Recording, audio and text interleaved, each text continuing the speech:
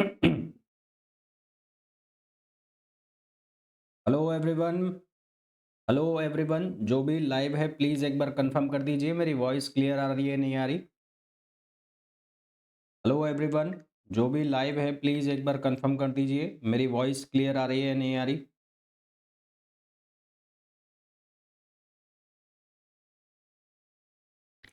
आज का जो लेक्चर है इसके अंदर हम डिस्कस करेंगे सबसे पहले तो गाउस लॉ, और उसके बाद टाइम मिला तो हम लोग डिस्कस करेंगे पोटेंशियल। गुड मॉर्निंग भाई, गुड मॉर्निंग। पोटेंशियल और गाउस लॉ को आज हम डिस्कस करेंगे। गाउस लॉ बहुत इंपॉर्टेंट है, तो बहुत सारे क्वेश्चंस यहाँ से बन सकते हैं, तो हो सकता है कि ये थोड़ा सा लंबा खिंच जाए, है ना। और इस लेक्चर के बाद एक रिकॉर्डेड लेक्चर मैं आपको प्रोवाइड और कराऊंगा, जिसके अंदर स्फेरिकल कोऑर्डिनेट सिस्टम और सिलेंड्रिकल कोऑर्डिनेट सिस्टम वो क्या होते हैं, वो उसको मैंने रिकॉर्ड किया हुआ है मेरा ऑलरेडी, तो वो मैं अपलोड करूँगा, वो आप देख लेना, समझ लेना। क्योंकि उसको मैं अलग से डिफ़ाइन करूँ तो उसमें वो टाइम ख़राब करने वाली बात होगी, तो उसको आप समझ लेना। तो कल फिर उसके लेक्चर्स जो कल उसके ऊपर जो क्वेश्चंस हैं वो हम कल करेंगे। चलिए स्टार्ट करते हैं आज का लेक्चर।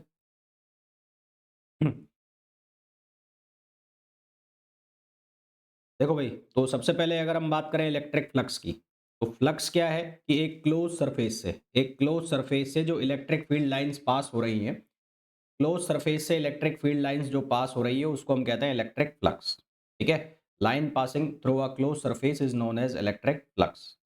फ्लक्स किसी भी वेक्टर क्वांटिटी के लिए हो सकता है, चाहे वो मैग्नेटिक फील्ड हो, चाहे वो इलेक्ट्रिक फील्ड हो, चाहे वो कोई भी वेक्टर फील्ड हो, सभी के लिए फ्लक्स निकाला जा सकता है, क्योंकि वेक्टर फील्ड जो होगा उसके लिए हमेशा कुछ ना कुछ लाइंस होंगी जिनको फील्ड लाइंस कहा जाता है। तो वो फील्ड लाइंस एरिया से क्रॉस करेगी क्लोज सरफेस से, तो वहां से फ्लक्स होगा ही होगा। फिर आप लोगों ने एक लॉ पढ़ा है, सुना है, जिसको कहते हैं गाउस लॉ। गाउस लॉ के मेनली हम दो तरह के फॉर्म पढ़ते हैं, एक पढ़ते हैं हम इंटीग्रल फॉर्म और एक पढ़ते हैं डिफरेंशियल फॉर्म। इंटीग्रल फॉर्म जो है वो ये कहता है कि किसी क्लोज सरफेस से पास होने वाला फ्लक्स, किसी क्लोज सरफेस से पास होने वाला फ्लक्स जो है वो इक्वल होता है total enclose charge over epsilon naught के। Total enclose charge over epsilon naught. Enclose charge जो होता है वो किसके अंदर होता है? Gaussian surface. एक सरफेस होती है जिसको कहते हैं गाउसियन सरफेस। गाउसियन सरफेस, ये गाउसियन सरफेस एक इमेजिनरी सरफेस होती है, क्लोज सरफेस, जिसके अंदर जो चार्ज बंद होता है उसको एनक्लोज चार्ज कहते हैं।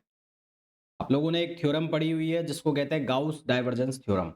गाउस डाइवर्जेंस थ्योरम्स के अकॉर्डिंग हम कोई भी सरफेस सरफेस इंटीग्रेशन को हम कन्वर्ट कर सकते हैं वॉल्यूम इंटीग्रेशन में। तो अगर हमारे पास कोई क्वांटिटी है ए, वेक्टर क्वांटिटी है, ए डॉट डी एस लिखा हुआ है, तो उसको हम डाइवर्जेंस में कन्वर्ट कर सकते हैं। ये जो लिखा हुआ है इसका मतलब है डाइवर्जेंस। तो ये हो जाएगा divergence dot A D V. तो हमारे पास जो यहाँ वेक्टर क्वांटिटी है वो लिखी हुई है ए की जगह ई, तो ये ए की जगह क्या हो जाएगा? ई, तो ये हो जाएगा ई डॉट डी ए। तो यहाँ पर डाइवर्जेंस ऑफ ए है, तो डाइवर्जेंस ऑफ ए की जगह क्या आ जाएगा? ई, तो divergence of E D V. अच्छा, मैंने आपको बताया था जो वॉल्यूम चार्ज डेंसिटी है उसको हम लिखते हैं रो से, तो चार्ज की जो वैल्यू है उसको वॉल्यूम में हम कन्वर्ट कर सकते हैं, तो वो बन जाएगा रो डी वी। तो यहाँ से divergence of E equals to आ जाएगा रो ओवर एप्सिलॉन नॉट। ये जो है रो जो लिखा हुआ है इसको हम कहते हैं volume charge density. Volume charge density. ठीक। अच्छा जी। अब ये जो फॉर्म है ये डिफरेंशियल फॉर्म है, और ये जो फॉर्म है वो इंटीग्रल फॉर्म है। इंटीग्रल फॉर्म जनरली यूज किया जाता है स्पेरिकल सरफेसेस के लिए। स्पेरिकल सरफेसेस के लिए प्रेफरेबल होता है कि आप इंटीग्रल फॉर्म यूज करो, और उसके अलावा जो रेक्टेंगुलर सरफेस होती है या जो क्यूबिकल सरफेस होती है उसके लिए प्रेफरेबल होता है कि हम डिफरेंशियल फॉर्म करें। क्वेश्चन कोई से भी जो हैं वो दोनों मेथड से सॉल्व हो सकते हैं, दोनों फार्मूला से सॉल्व हो सकते हैं, परंतु जिस तरह से हम मैथमेटिक्स के क्वेश्चन सॉल्व करते हैं उसमें एक ही क्वेश्चन को करने के अलग-अलग तरीके होते हैं, पर किसी मेथड से कोई क्वेश्चन सिंपल पड़ता है, किसी मेथड से कोई सिंपल पड़ता है। तो इसी तरह से जो स्पेरिकल या सिलिंड्रिकल फॉर्म्स होते हैं, उनको अगर हम इंटीग्रल फार्मूला से सॉल्व करें तो वो सिंपल पड़ते हैं। इसी तरह से क्यूबिकल या जो हमारे पास रेक्टेंगुलर सरफेसेस होती हैं, उनको अगर हम डिफरेंशियल फॉर्म से सॉल्व करें तो वो सिंपल पड़ते हैं। इलेक्ट्रिक फील्ड और पोटेंशियल के बीच में एक रिलेशन होता है। क्या रिलेशन होता है? Electric field is equals to minus of gradient of phi. Minus of gradient of phi. Phi जो है वो स्केलर क्वांटिटी है जो कि स्केलर पोटेंशियल कहलाता है। फाई क्या कहलाता है? पोटेंशियल। फाई क्या कहलाता है? पोटेंशियल। अब पहले हम इसके ऊपर कुछ क्वेश्चन करेंगे, फिर हम आगे बढ़ेंगे। ठीक है, तो क्वेश्चन करें पहले। 1 मिनट रुकना ज़रा। पहले कुछ क्वेश्चन कर लें, फिर हम आगे बढ़ेंगे। मेरे को लगता नहीं है कि आज बहुत लंबा ये लेक्चर खिंचेगा, क्योंकि लाइट है नहीं और मेरे पास पावर इतनी है नहीं। पावर मतलब लैपटॉप में पावर, मेरे पास तो बहुत है। पोटेंशियल, फ्लक्स पढ़ना है ना मैं।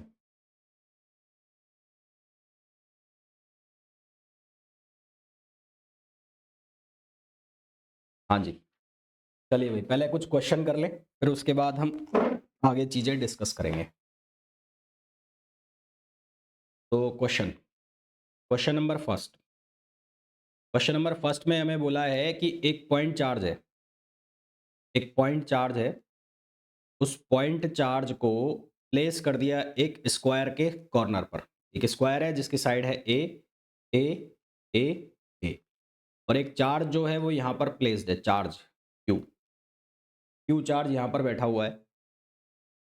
Find the flux through the square. Find the flux through the square.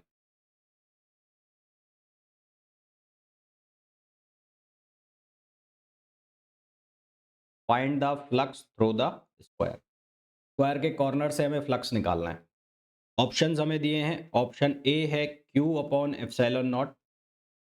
Option B है 2q upon epsilon naught. Option C है 0 और ऑप्शन डी है q एप्सिलॉन नॉट। देखो भाई, हमारे पास जो फ्लक्स का फॉर्मूला है, फ्लक्स फ्लक्स होता है E dot D A. Area और इलेक्ट्रिक फील्ड का डॉट वेक्टर, डॉट प्रोडक्ट जो होता है उसको हम कहते हैं फ्लक्स। ठीक है, अब मैंने आपको ये बताया हुआ है कि एक पॉइंट चार्ज की वजह से जो इलेक्ट्रिक फील्ड लाइंस आती है वो रेडियली आउटवर्ड या इनवर्ड होती है। अगर वो पॉजिटिव चार्ज है तो उसकी वजह से होगी रेडियली आउटवर्ड्स, और अगर वो नेगेटिव चार्ज है तो उसकी वजह से होंगी रेडियली इनवर्ड्स। ये मैंने आपको बहुत बार बताया है। तो ये एक पॉइंट चार्ज है, चार्ज बैठा है यहाँ पर। तो इस चार्ज की वजह से जो इलेक्ट्रिक फील्ड लाइंस आएंगी वो रेडियली आउटवर्ड्स निकलेंगी, ऐसे ऐसे। तो इलेक्ट्रिक फील्ड लाइंस आएंगी वो ऐसे आएंगी। तो ये तो हो गई इलेक्ट्रिक फील्ड लाइंस की हो गई है। और ये जो डी ए लिखा है, डी ए का मतलब है surface vector, area vector. D A जो है इसका मतलब है एरिया वेक्टर, एरिया वेक्टर। तो एरिया वेक्टर जो है उसकी डायरेक्शन हम कैसे निकालेंगे? मान लो ये कोई क्लोज सरफेस है, तो इसका एरिया वेक्टर दो डायरेक्शन में हो सकता है। दो डायरेक्शन में कैसे होगा कि या तो सरफेस के परपेंडिकुलरली बाहर आ रहा होगा, या तो सरफेस के परपेंडिकुलरली बाहर आ रहा होगा, और या सरफेस के परपेंडिकुलरली अंदर जा रहा होगा। ये डिपेंड करेगा कि जो फ्लो है इलेक्ट्रिक फील्ड का वो किधर हो रहा है। इलेक्ट्रिक एरिया वेक्टर या तो ऐसे होगा या ऐसे होगा। इसी तरह से आपके पास कोई सरफेस है ऐसे, तो उसका एरिया वेक्टर या तो ऐसे जाएगा और या ऐसे जाएगा। तो कुल मिलाकर ये ध्यान रखना है, एरिया वेक्टर जो होता है वो सरफेस के हमेशा परपेंडिकुलर जाता है। तो always always perpendicular to surface. Area vector हमेशा सरफेस के क्या जाता है? परपेंडिकुलर। तो यहाँ पर जो सरफेस है वो ऐसे, तो इसका जो एरिया वेक्टर है वो सीधी सी बात है वो बाहर जाना है या फिर अंदर जाना है। तो अगर इलेक्ट्रिक फील्ड और एरिया वेक्टर के बीच का एंगल देखो तो ये एक दूसरे के क्या हो गए? परपेंडिकुलर हो गए। तो the above diagram from the above diagram we can see that electric field and area vector are perpendicular to each other, ये दोनों एक दूसरे के परपेंडिकुलर होंगे। परपेंडिकुलर होंगे तो E डॉट डी ए जो है वो क्या बन जाएगा? E D A cos 90 degree. Cos 90 degree क्या वैल्यू दे देगा? 0। तो फ्लक्स की वैल्यू क्या आ जाएगी? 0। तो इसका जो सही ऑप्शन हो जाएगा वो कौन सा हो जाएगा? सी। क्लियर है?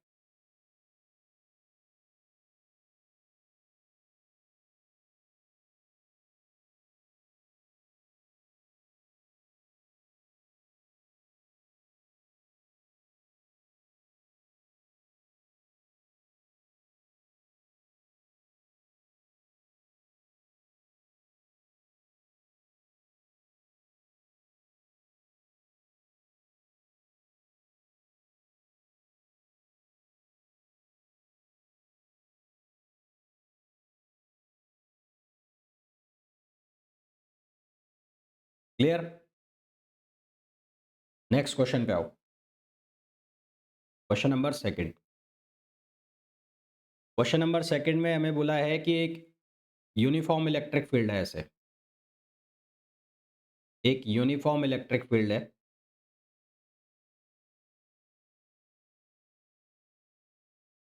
और इसके अंदर कोई हेमिस्फीयर रखा हुआ है। ये हेमिस्फीयर रखा हुआ है इसके अंदर। ठीक है? इस हेमिस्फीयर की ये जो सरफेस है, जो इसका बेस है, बेस की रेडियस है r। तो हमें ये बताना है कि जो फ्लक्स है वो कर्व सरफेस से फ्लक्स कितना होगा।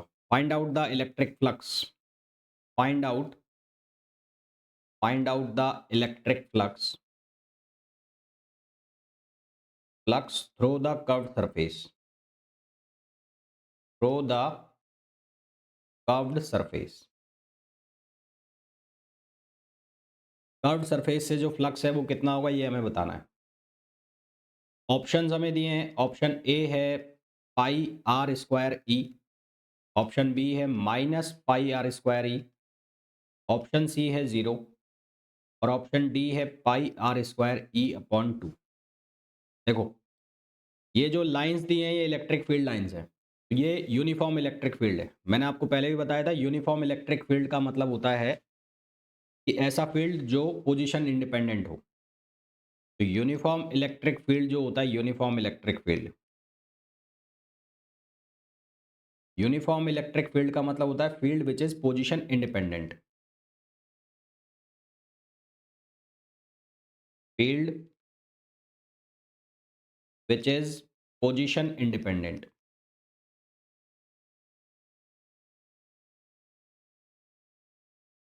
पोजीशन से जो इंडिपेंडेंट हो उसको हम बोलते हैं यूनिफॉर्म इलेक्ट्रिक फील्ड। पहली चीज। दूसरी चीज क्या है, आप ये याद रखेंगे हमेशा, जब भी कोई क्लोज सरफेस किसी यूनिफॉर्म इलेक्ट्रिक फील्ड के अंदर रखी जाएगी तो टोटल फ्लक्स की वैल्यू होगी 0।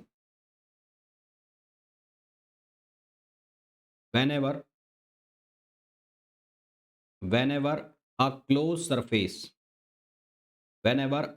surface is placed in a uniform electric field,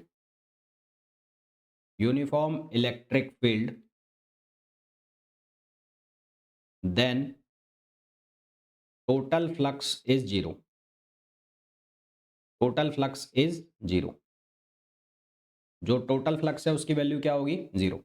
अब ये जो सरफेस है, ये जो क्लोज सरफेस है, दो सरफेस से मिलकर बनी है। दो सरफेस कौन कौन सी है इसकी, एक सरफेस तो है ये जो कि डिस्क है, और एक सरफेस है ये जो कर्व सरफेस है। ये तो पार्ट है कौन सा, कर्व, और ये क्या है, डिस्क। ये क्या है, डिस्क। तो फाई टोटल जो होगा, फाई टोटल वो किस किस से मिलकर बना है, वो बना है कर्व सरफेस, और एक मिलकर बना है किससे, डिस्क से। और इसका टोटल फ्लक्स कितना हो गया, 0। आपको ये पूछा है कि कर्विलिनियर सरफेस का जो फ्लक्स है वो कितना होगा। तो यहाँ से जो कर्विलिनियर सरफेस का जो फ्लक्स आ रहा है वो बराबर हो जाएगा माइनस ऑफ डिस्क। यानी कि अगर आप डिस्क का फ्लक्स निकाल लो तो किसका फ्लक्स निकल जाएगा, कर्विलिनियर का निकल जाएगा। अब जो इलेक्ट्रिक फील्ड है उसकी डायरेक्शन है ये ऑपोजिट। इलेक्ट्रिक फील्ड आ रहा है ऐसे, ठीक है।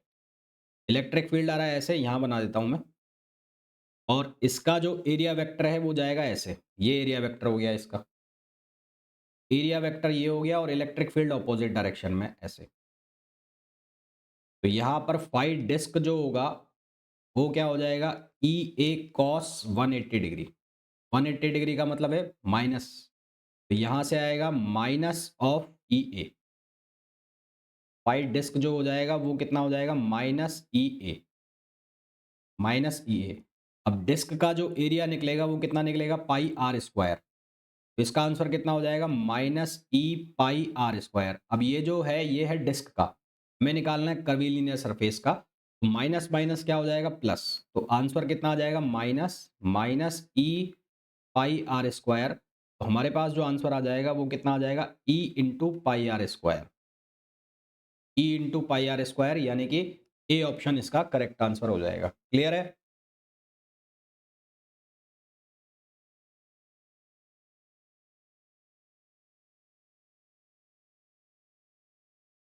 नहीं नहीं, माइनस नहीं आएगा, प्लस आएगा। डिस्क का आएगा वो, तो बी आंसर दो। क्लियर है?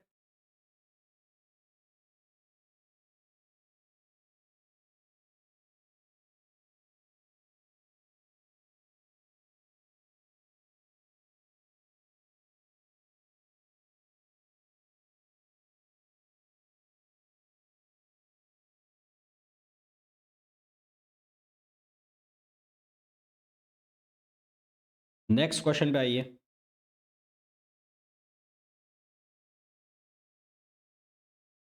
Question number third. Question number third में बोला है, इफ हेमिस्फेयर इज रोटेटेड। एक हेमिस्फेयर है, ये हेमिस्फेयर है। हेमिस्फेयर जो है उसको रोटेट कर दिया, रोटेट कर दिया यानी कि उसको हॉरिजॉन्टल से 30 डिग्री के एंगल पर रख दिया। ये हॉरिजॉन्टल है और यहाँ से इसको प्लेस कर दिया कितने एंगल पर, 30 डिग्री पर। और ये इलेक्ट्रिक फील्ड लाइन्स है।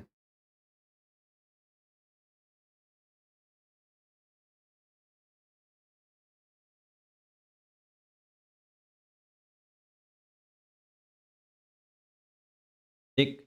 तो if hemisphere is rotated, if hemisphere is rotated,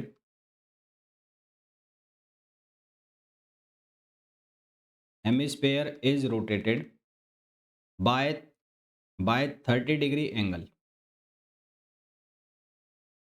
with respect the horizontal, with respect to the horizontal, with respect to horizontal, calculate flux through,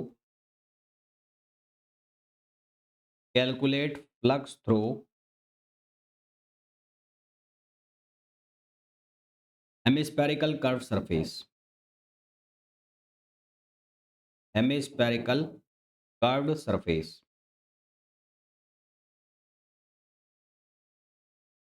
hemispherical curved surface। Option हमारे पास है E pi are square, option B है E pi are square upon root two, option C हमारे पास है E into pi are square upon two, और option D हमारे पास है root three upon two E into pi are square. देखो भाई, इसको कैसे हम करेंगे। यहाँ पर जो ये क्लोज सरफेस है यूनिफॉर्म, तो टोटल जो फ्लक्स है वो तो जीरो होगा। तो फाई नेट की जो वैल्यू होगी वो जीरो होगी, ये तो हमें क्लियर है। अब जो फाई नेट है वो दो सरफेस से मिलकर बना है, एक तो कर्व सरफेस और एक मिला है डिस्क। ये डिस्क है, ये जीरो हो गया। तो यानी कि जो कर्व सरफेस का जो फ्लक्स है वो बराबर हो जाएगा माइनस फाई डिस्क। डिस्क का हमें फ्लक्स निकालने, तो हमें आंसर मिल जाएगा कर्व्ड का। तो डिस्क का आंसर कैसे निकालें, ये डिस्क है, ये डिस्क, ये डिस्क है। और ये डिस्क जो है अब ये 30 डिग्री एंगल पर प्लेस्ड है यहाँ से ऐसे। तो ये जो एंगल बन रहा है, ये एंगल बन रहा है 30 डिग्री। अब इस डिस्क का जो एरिया वेक्टर जाएगा वो ऐसे जाएगा बाहर की तरफ परपेंडिकुलर। तो ये इसका एरिया वेक्टर हो गया। और इलेक्ट्रिक फील्ड है जो वो ऐसे है।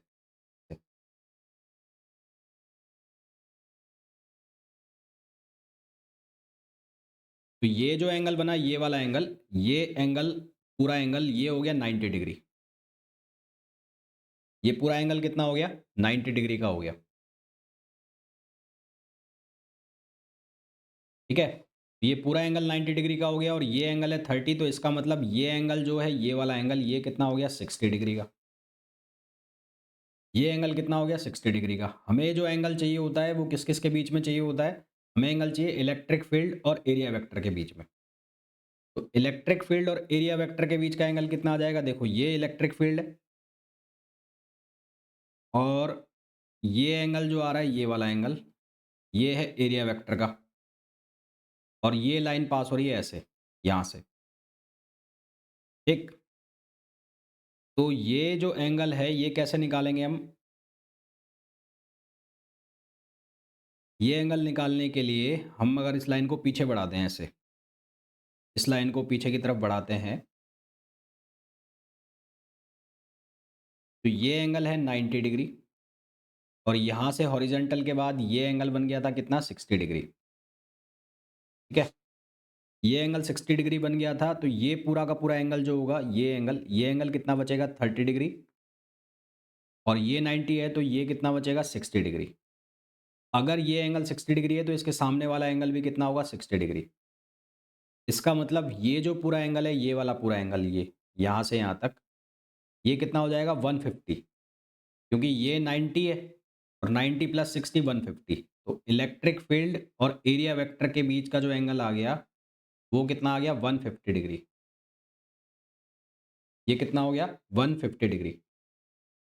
तो 150 डिग्री का ये एंगल हो गया, तो यहाँ से हमने निकाल लिया डिस्क। तो फाई डिस्क जो है वो आ गया E into pi are square और इनके बीच का एंगल है cos, cos 180 degree, con cos 150 degree, cos 150 degree की वैल्यू होगी √3/2।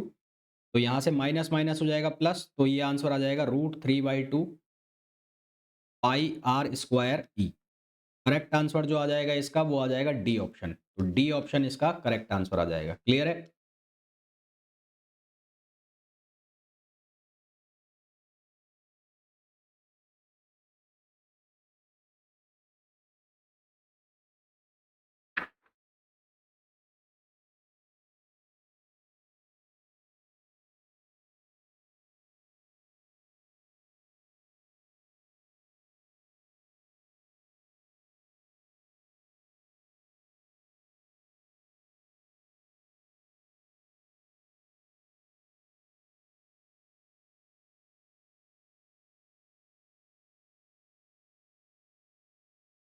देखो नेक्स्ट क्वेश्चन देखो, क्वेश्चन नंबर 4।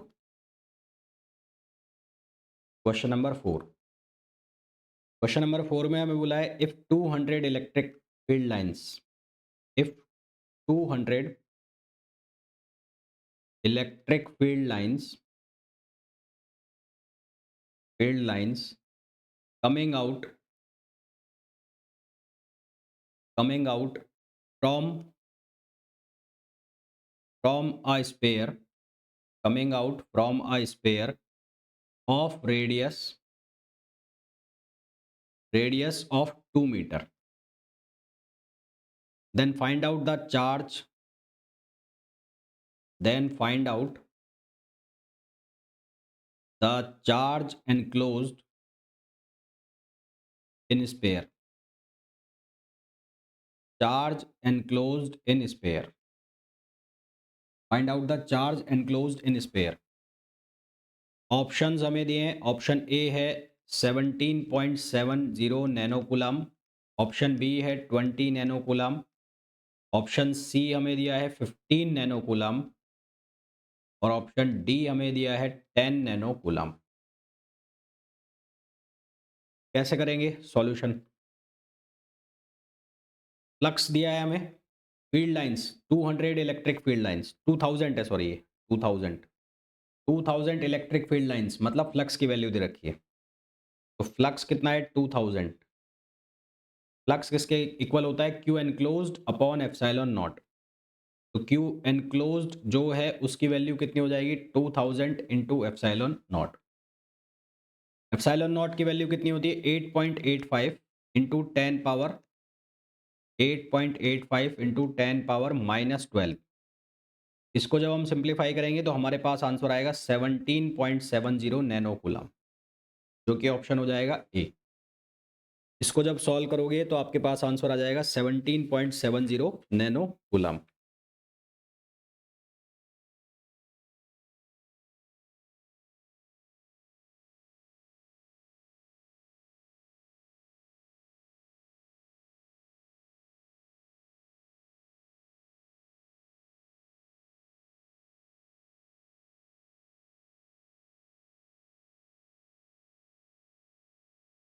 नेक्स्ट क्वेश्चन पे आइए, question number 5।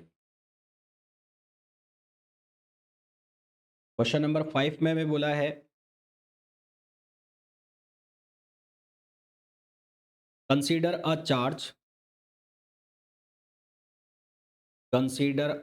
Charge q at the origin. Consider a charge q at the origin of three-dimensional coordinate system.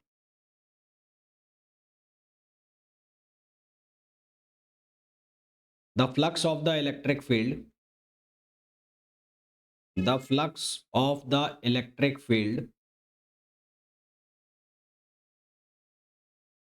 through the curved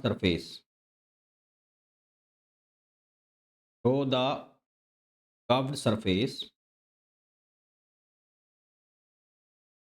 of a cone has a height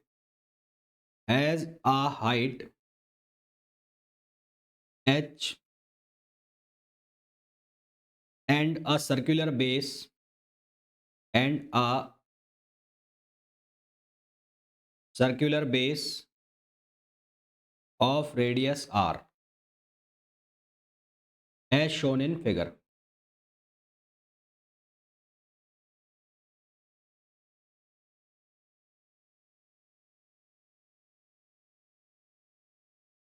diagram हमें दिया गया है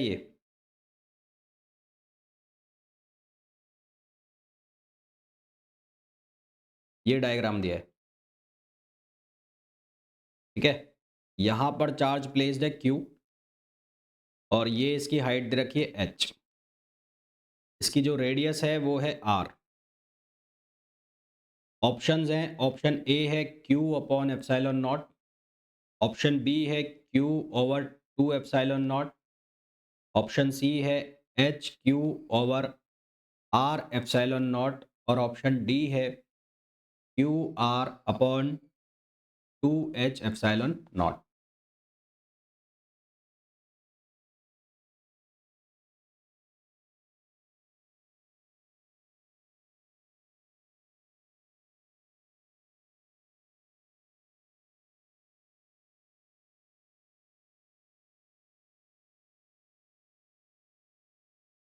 देखो, इस question को हम कैसे करेंगे। इस क्वेश्चन को करने के लिए हम एक इमेजिनरी कोन मानेंगे जो इसके जस्ट ऑपोजिट होगा, जस्ट इसको इन्वर्ट कर देंगे। मेरा कहने का मतलब है कि मैं ऐसा कर लूँगा कुछ कि यहाँ पर ये बेस हो गया और इस बेस के सेंटर पर रखा है क्यू चार्ज। ये एक्चुअल फिगर है जो हमें डायग्राम में दिया गया है, ये वाला। एक इमेजिनरी मैंने मान लिया कोन नीचे की तरफ, ये इमेजिनरी कोन है। ये वाला जो पार्ट है ये इमेजिनरी पार्ट है। ये वाला जो पार्ट है वो इमेजिनरी पार्ट हो गया। तो टोटल फ्लक्स जो है क्लोज सरफेस से वो किसके बराबर होता है, वो होता है चार्ज अपॉन एप्सिलॉन नॉट। तो टोटल फ्लक्स जो हो जाएगा, टोटल फ्लक्स वो हो जाएगा चार्ज कितना है क्यू अपॉन एप्सिलॉन नॉट, ठीक है। तो ये दो कोन से मिलकर बना है, एक नीचे वाला और एक ऊपर वाला। एक कोन ये है और एक कोन ये है, दो कोन है टोटल। तो आधा आधा दोनों में बटा होगा। तो flux throw upper part, flux throw upper part, तो अपर पार्ट से जो फ्लक्स होगा वो कितना हो जाएगा, Q अपॉन 2 एप्सिलॉन नॉट। कितना हो जाएगा, Q अपॉन 2 एप्सिलॉन नॉट, ठीक है। अब हमें पूछा है the flux of electric flux field through the curved surface. Curved surface से हमें इलेक्ट्रिक फील्ड बताना है, कर्व्ड सरफेस से। अब जो ये हमारे पास फ्लक्स की वैल्यू तो आ गई। अब जो ये सरफेस है दो सरफेस से मिलकर बनी है, एक है ये डिस्क और एक है ये कर्व्ड सरफेस। तो ये तो है कर्व्ड सरफेस और एक है ये डिस्क।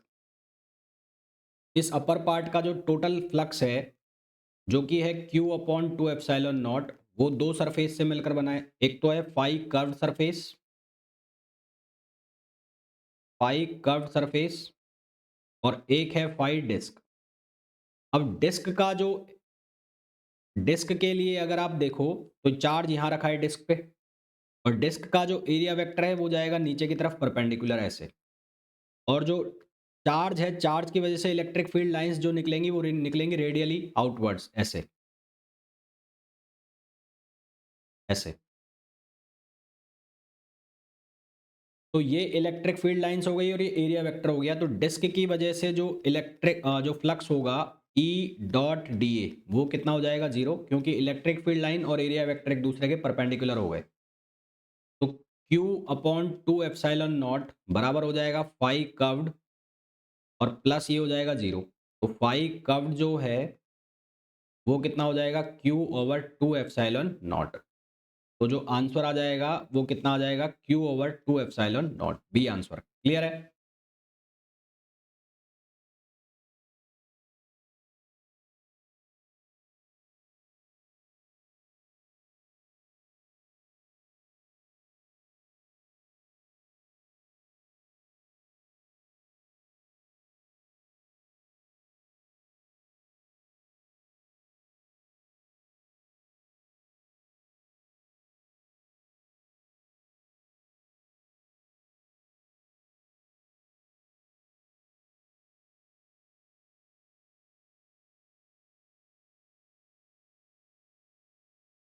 बोलिए भाई, क्लियर है यहाँ तक?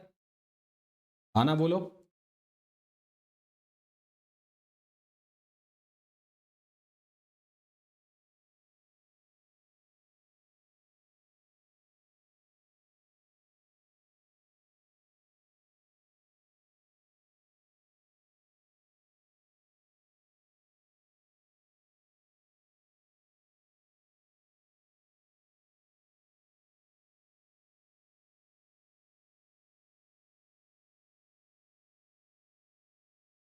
नेक्स्ट क्वेश्चन इज,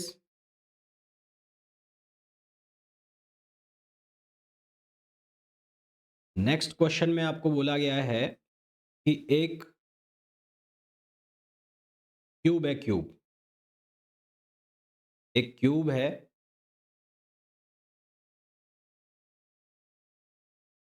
इस क्यूब के कॉर्नर पर एक चार्ज रखा गया है।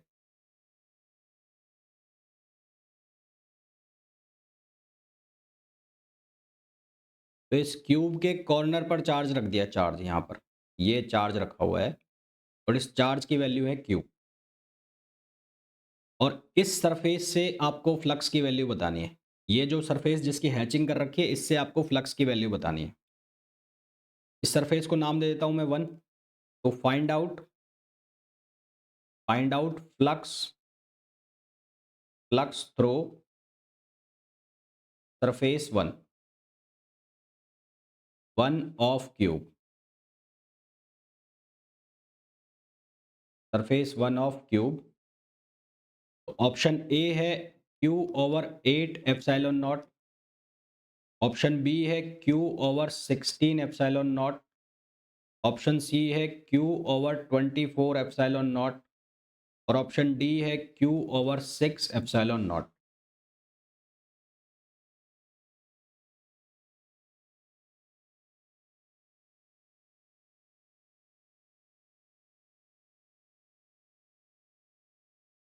देखो कैसे करेंगे इसको। इसको करने के लिए आपको कुछ कंसीडर करना पड़ेगा। क्या कंसीडर करना पड़ेगा? पहला तो सबसे पहले आपने ये वाला जो क्यूब है ऐसा का ऐसा रख दिया है यहाँ पर, ये क्यूब। ये क्यूब वो है जो आपको गिवन है।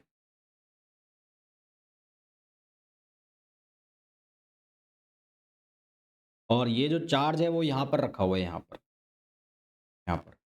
अब मैंने क्या किया, इसके सिमेट्रिकल ही क्यूब मान लिए, जो इसके नीचे भी रखे हैं इसके ऊपर भी। मतलब मैंने एक क्यूब इसके नीचे रख दिया, आइडेंटिकल क्यूब है ना, सेम उसी शेप का, उसी हाइट का, उसी साइज का। एक क्यूब यहाँ रख दिया ऐसे, एक इसके बगल में रख दिया ऐसे,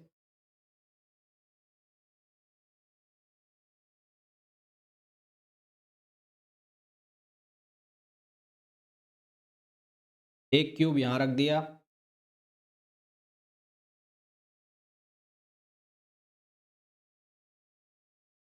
ठीक है, 4 ये हो गए और 4 ही इधर बना दिए मैंने पीछे की तरफ और 4 ही क्यूब मैंने यहाँ बना दिए, ऊपर-नीचे।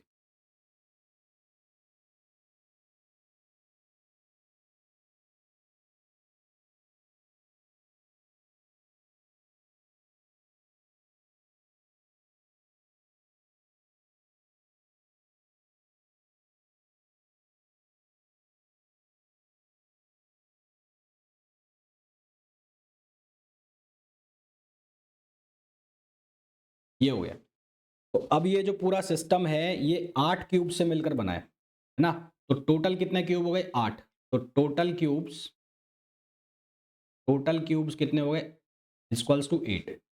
अब ये जो चार्ज है जो आपको रेड कलर से दिखाई दे रहा है, ये पूरे बड़े क्यूब के अंदर कहाँ पर आ गया? सेंटर पर आ गया। तो फ्लक्स फॉर बिग क्यूब, तो बड़े क्यूब के लिए जो फ्लक्स है वो कितना हो जाएगा? Charge upon epsilon not. Charge की वैल्यू कितनी है? क्यू और अपॉन एप्सिलॉन नॉट। तो ये पूरा बड़ा क्यूब कितने से मिलकर बना है? 8 से। तो एक क्यूब के लिए कितना हो जाएगा? तो सिंगल क्यूब के लिए निकालोगे तो 5 सिंगल। तो सिंगल के लिए कितना हो जाएगा? Q upon 8 epsilon naught. Yes और नो?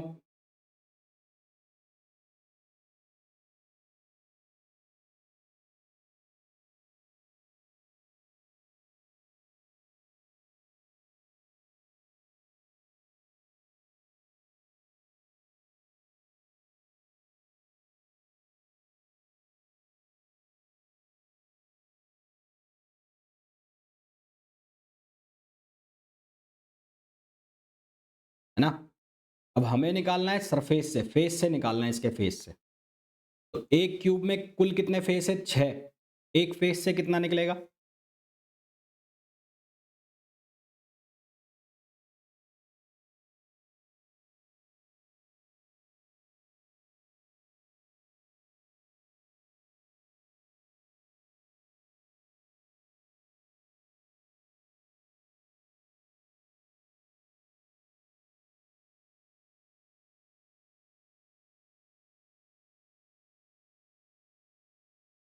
ये सिंगल क्यूब के लिए हो गया, है ना? यहाँ तक क्लियर है क्या सभी को?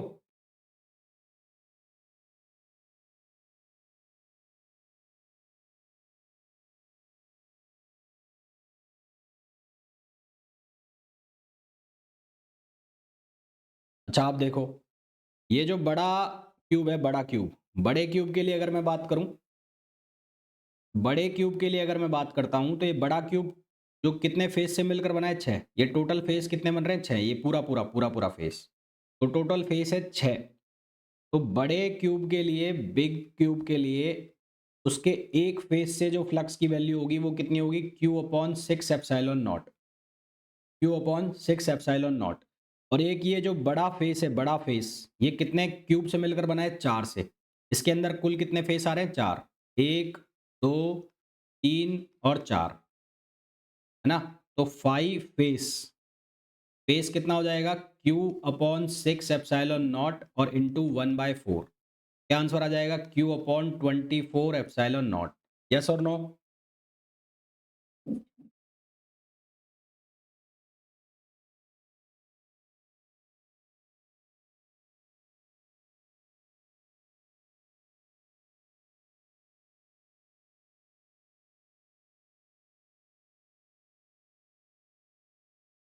आंसर हमारे पास हो जाएगा Q ओवर 24 एप्सिलॉन नॉट।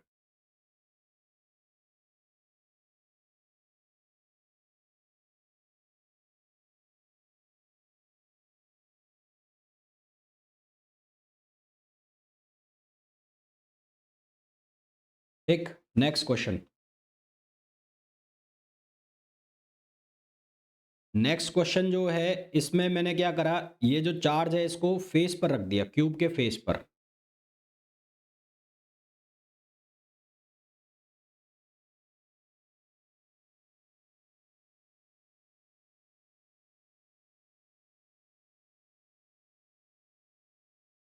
अब जो ये चार्ज है, ये चार्ज क्यूब के फेस के ऊपर रखा हुआ है। Charge is placed, charge is placed at face centre,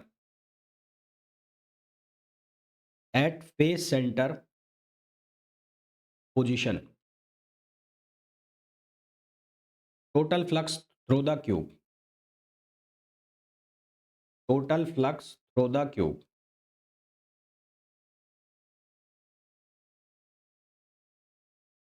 options आपको दिए हैं, ऑप्शन ए है Q over epsilon naught, option B है 0, ऑप्शन सी है क्यू ओवर 6 एप्सिलॉन नॉट और ऑप्शन डी है क्यू ओवर 2 एप्सिलॉन नॉट।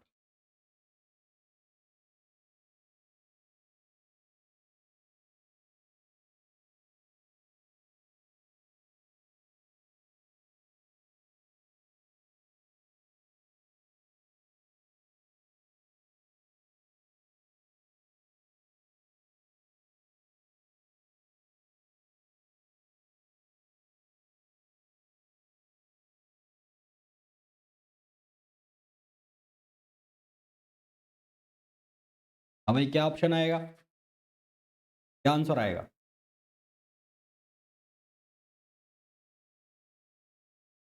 देखो इसको कैसे करोगे, इसको करने के लिए मैंने एक क्यूब मान लिया इमेजिनरी, ये क्यूब एक,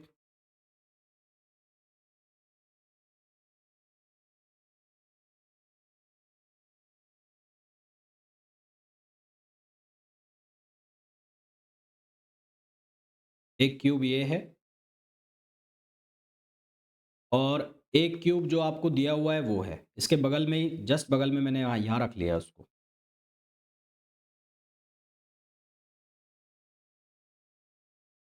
यहाँ रख दिया। ठीक है? तो जो टोटल फ्लक्स है, टोटल फ्लक्स वो यहाँ पर निकालना है। तो यहाँ पर रखा हुआ है चार्ज, अब यहाँ पर क्यू, यहाँ पर रखा हुआ है, तो ये जो टोटल फ्लक्स की वैल्यू है वो कितनी हो जाएगी? टोटल फ्लक्स हो जाएगा क्यू ओवर एप्सिलॉन नॉट। अब ये जो पूरा का पूरा क्यूब है, ये पूरा का पूरा जो इमेज है, ये 2 क्यूब से मिलकर बनी है। तो एक क्यूब के लिए कितना हो जाएगा? तो क्यू ईच जो है वो कितना हो जाएगा? Q over 2 epsilon naught, phi each sorry. तो फाई ईच की वैल्यू कितनी हो जाएगी? Q over 2 epsilon naught. Yes और नो?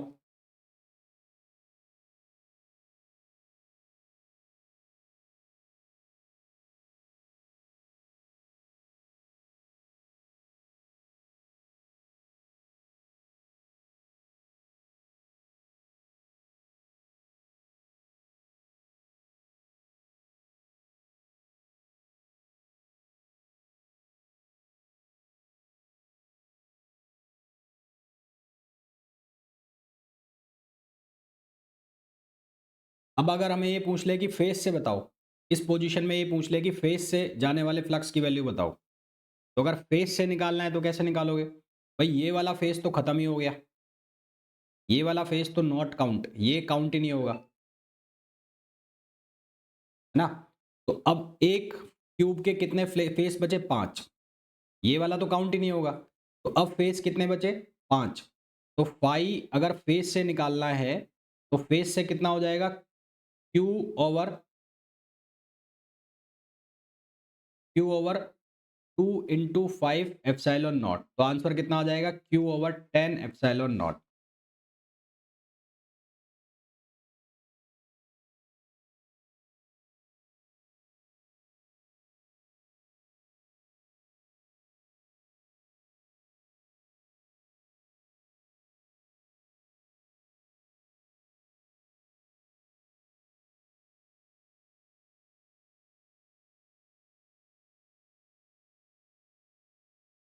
ठीक है?